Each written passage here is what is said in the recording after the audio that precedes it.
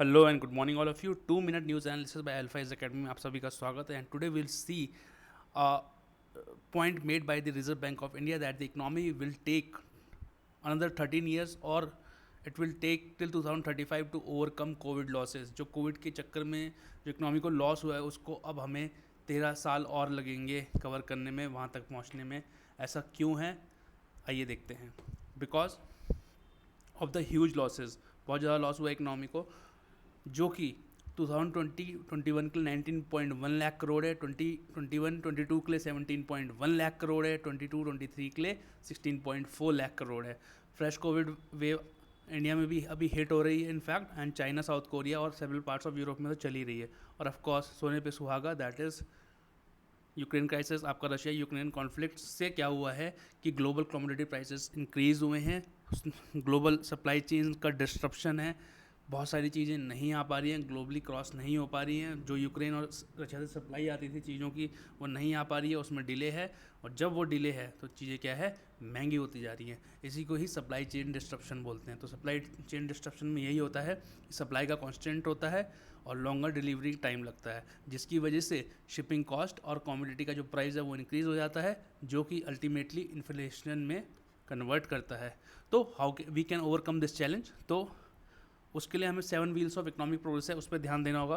First is aggregate demand, aggregate supply, then intermediaries and markets are to be strengthen, institutions are to be strengthen, there is a need for microeconomic stability and policy coordination between the various arms of the government and the various institutions dealing with the economic things.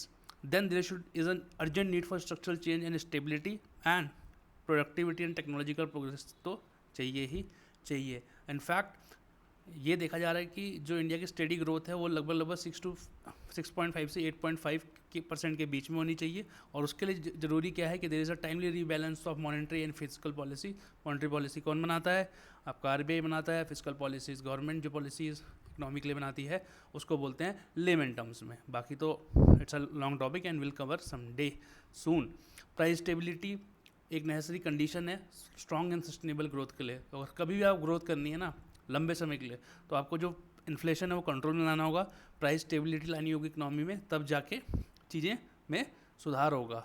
In fact we need to also lower the government डेब्ट। जो सरकार ने पैसा उधार लिया हुआ है उसको कम करना है टू अबाउट 66% ऑफ जीडीपी से नीचे नीचे लाना है इसको नेक्स्ट 5 ईयर्स में, तब जाके हम एक ठीक ग्रोथ का प्रोस्पेक्ट देखते हैं।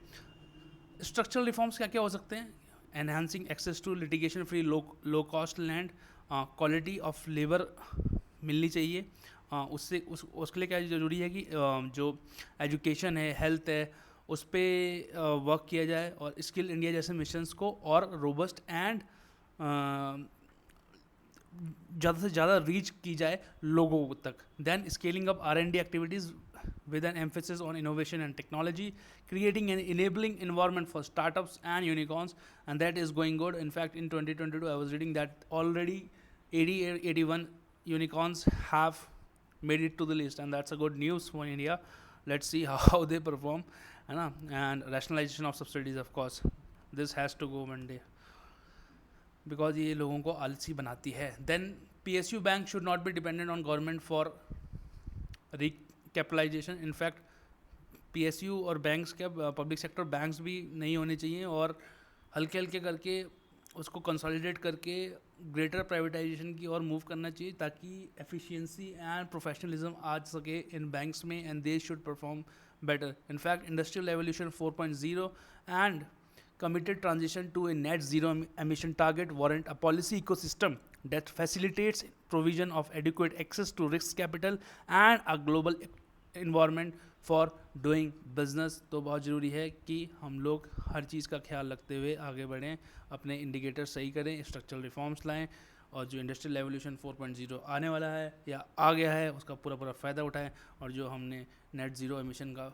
2070 तक का वादा किया है उसको भी पूरा करें। Thank you all for watching, and a beautiful 3 mock tests are waiting for you at the alphaes.com.